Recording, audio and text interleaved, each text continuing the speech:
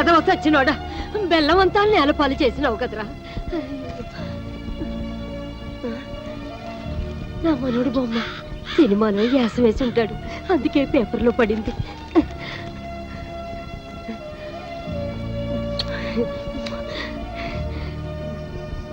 మల్లీశ్వర్లో ఎంటి ఓళ్ళలాగా నా మనవుడు ఎంత అందంగా ఉన్నాడో. ఒరే సుబ్బు చెట్టి, ఇలారా ఇలారా. ఏంటి ముసల్దానా సంబరపడిపోతున్నావు? ఇదిగో నా మనవుడు ఫోటో పేపర్లో పడింది. ఏం రాశారో చదివి చెప్పరా.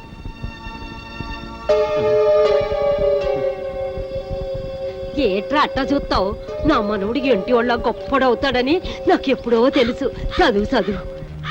అవునవును, వాడు ఏంటి వాడంత గొప్పవాడు అయిపోయాడు. అయినా పండగ పూట పని ఉంది కదా నాకు, ఇంకెవరితోనైనా చదివించుకో. ఎవరు చదువుతారబ్బా?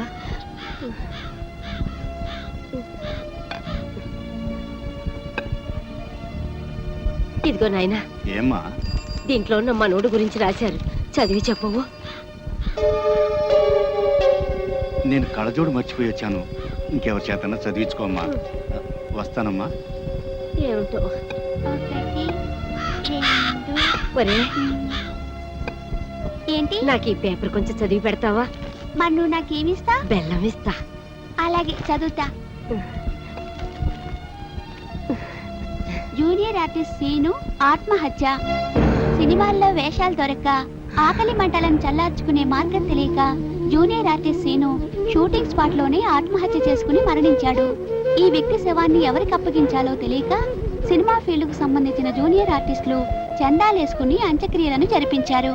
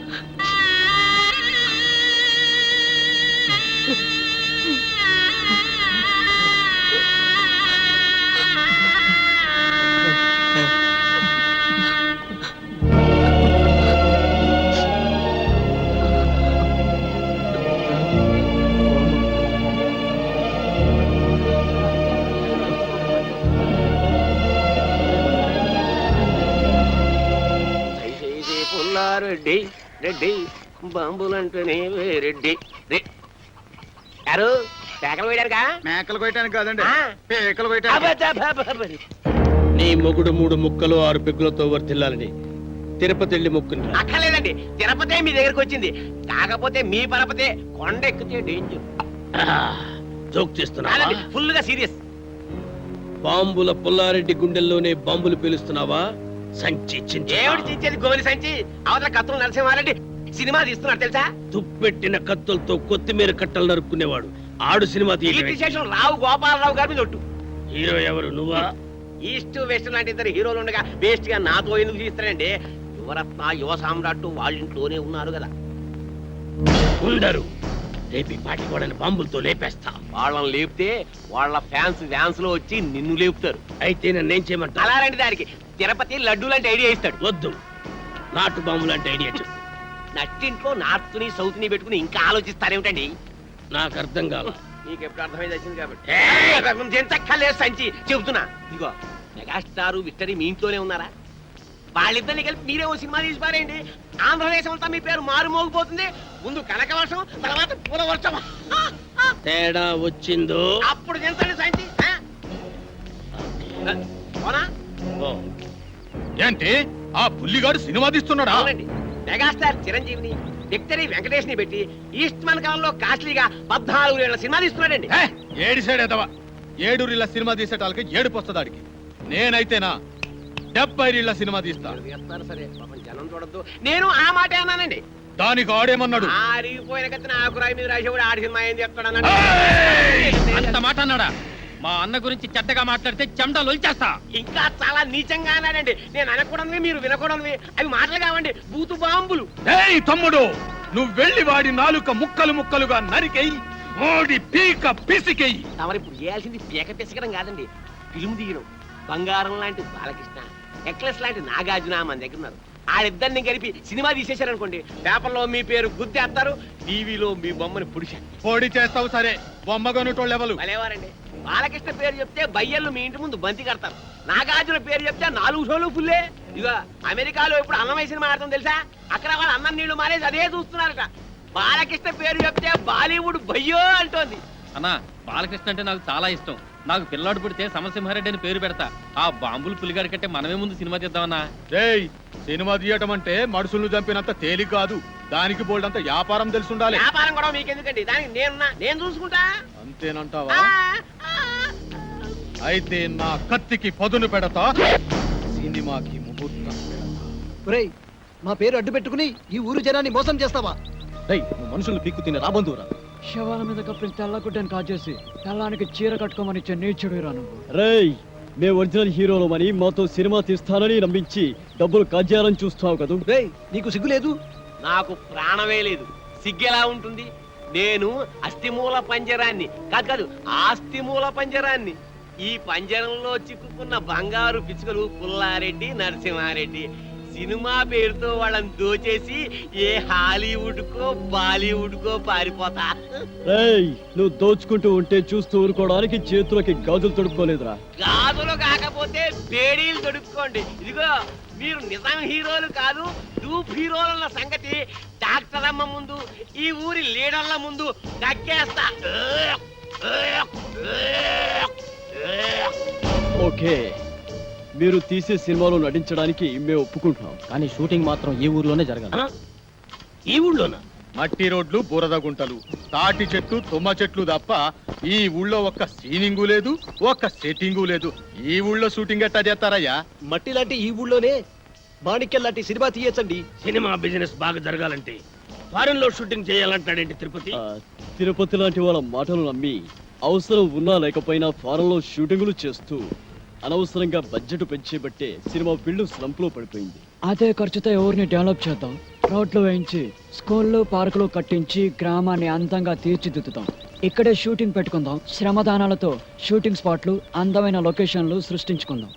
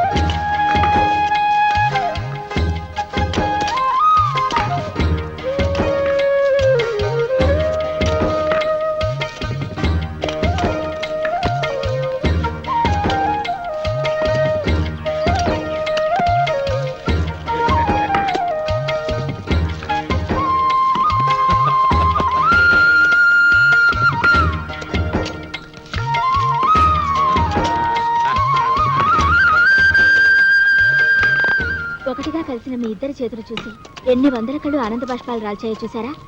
సేవాభావంతో శ్రమదానంలో కలిసిన మీ చేతులు కలకాలం ఇలాగే నిలిచి ఉండాలి. మీ ఇద్దరు కలిసి మాతో వేరువేరుగా సినిమాలు తీయాలనే ప్రయత్నాన్ని ఆపండి. మా నలుగురిని కలిపి ఒకే సినిమా ప్లాన్ చేయండి. అలా అయితేనే మేము యాక్ట్ చేస్తాం.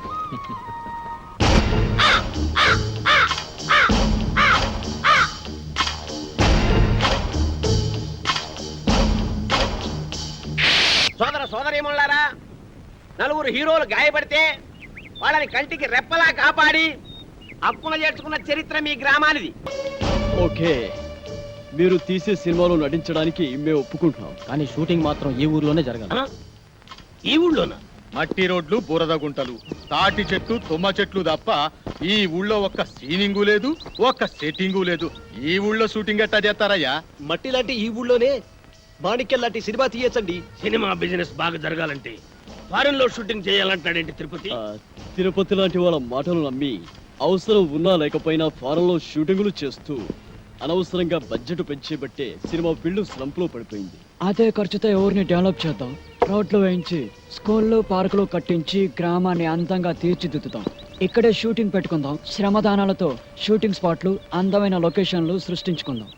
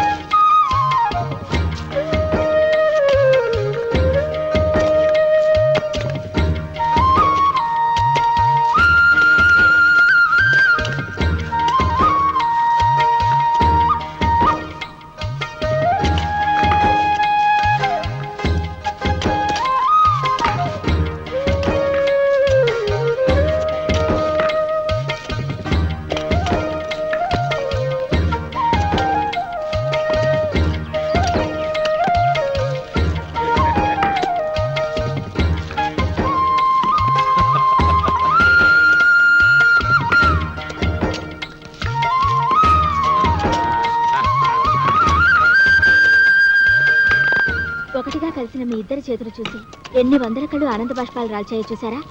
సేవాభావంతో శ్రమదానంలో కలిసిన మీ చేతులు కలకాలం ఇలాగే నిలిచి ఉండాలి. మీ ఇద్దరు కలిసి మాతో వేరువేరుగా సినిమాలు తీయాలనే ప్రయత్నాన్ని ఆపండి. మా నలుగురిని కలిపి ఒకే సినిమా ప్లాన్ చేయండి. అలా అయితేనే మేము యాక్ట్ చేస్తాం.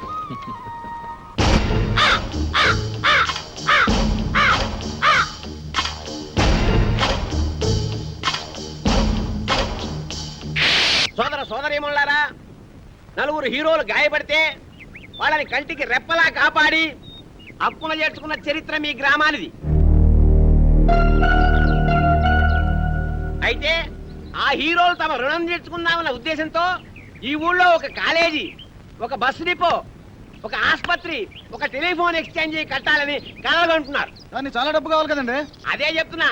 పాయింట్ ఏమిటంటే ఒక హీరో నటించిన చిత్రమే కోట్ల రూపాయలు కట్ చేస్తున్నప్పుడు నలుగురు హీరోలు మన దగ్గర ఉండి వాళ్ళంతా కలిసి నటిస్తే కనకవర్షం కురుస్తున్న సంగతి మీకు చెప్పక్కర్లేదు. ఆ డబ్బుతోనే కట్టిస్తారు. ఇక ఈ ఒట్టి చప్పట్లవి కాదయ్యా, సినిమా తీయాలంటే బోళ్ళంత పెట్టుబడి కావాలి. మరి బాంబుల పుల్లారెడ్డి 25 లక్షలు. అదే మరే. కత్తుల నరసింహారెడ్డి 25 లక్షలు. అబ్బో బ్రహ్మాండం. ఇంకేముంది 50 లక్షలు. అంటే సగం సినిమా అయిపోయింది. ఇక మిగతా 50 లక్షలు మేము ప్రజల దగ్గర వసూలు చేయడానికి నిర్ణయించుకున్నాం. ఇప్పుడు ఏమిటంటే ఒక్కొక్కరు 100 రూపాయలు చొప్పులిస్తే వాళ్ళకి 1000 రూపాయల వాటా వస్తుంది. కాబట్టి 100 రూపాయి దేవ్ కరోడ్పతి ఇవ్వను. కౌనమనేగా కరోడ్పతి. రా బాబు, ఒకటైతేనైనా ఓ తండ్రి 100 రూపాయలు, ఓ బాబు 100 రూపాయలు, ఓ పిల్లాడు 100 రూపాయలు, ఓ పెద్దనాన్న 100 రూపాయలు.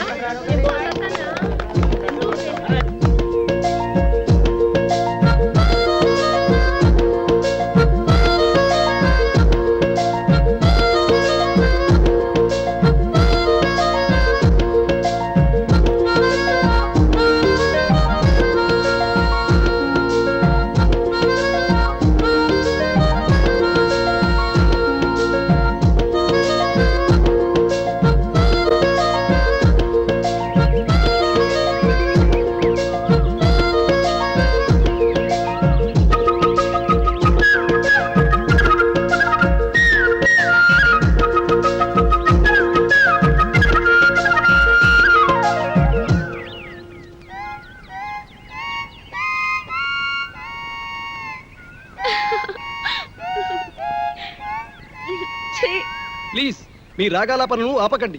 మీ పాటకు ఆనకట్ట వేయకండి. ఇన్నాళ్ళకి మీ మొహంలో ఆనందాన్ని చూస్తున్నాం. ఇప్పుడు మీరు ఆనందానికే కేరా పెట్రోల్స్ లాగా ఉన్నారు. అవును, ఈరోజు నిజంగానే చాలా సంతోషంగా ఉన్నాను. ఈ గ్రామ అభివృద్ధి కోసం నేను కన్న కలలు వాస్తవ రూపం దాలుస్తున్నాయి. Now I'm very happy. ఈ రోజు మిమ్మల్ని చూస్తుంటే పికాసో చిత్రం ప్రాణాలు పోసుకొని రాగాలు పొత్తునట్టు ఉంది. మోనాలిసా కదిలి వచ్చి అందరూ చలిపించినట్టుంది. నిజంగానా? అవునండి. అజంతా శిల్పాల మీదొట్టు, ఎల్లోరా అందాల మీదొట్టు, రవివర్మ చిత్రాల మీదొట్టు, వెన్నెల గారు ఆ. నేను కవిత్వాలు ఇంకా బాగా చెప్తానండి. వాడే కాదండి ఈ బంగారు బుల్లోడు బంగారా లాంటి కవితలు బాగా చెబుతాడు. ఈ ఘరానా పుల్లడు ఘరానా కవితలు చెప్తాడండి ఆ. సరే చెప్పండి. వెన్నెల గారు మీ ముఖంలో ఆనందం చూస్తుంటే ఈ గడ్డి పరక నడ్డి ఊపుతూ డాన్స్ చేసినట్టుందండి. ఆ బండరాయి గుండెలు బాదుకుంటూ శివరంజని రాగాన్ని ఆలాపిస్తున్నట్టుంది. ఆకాశంలోని కాకిపిల్ల కోకిలుగా మారి కీరవాణి రాగాన్ని కావ్ కావ్ అంటూ ఆలపిస్తున్నట్టుగా ఉందండి ఆ, అబ్బా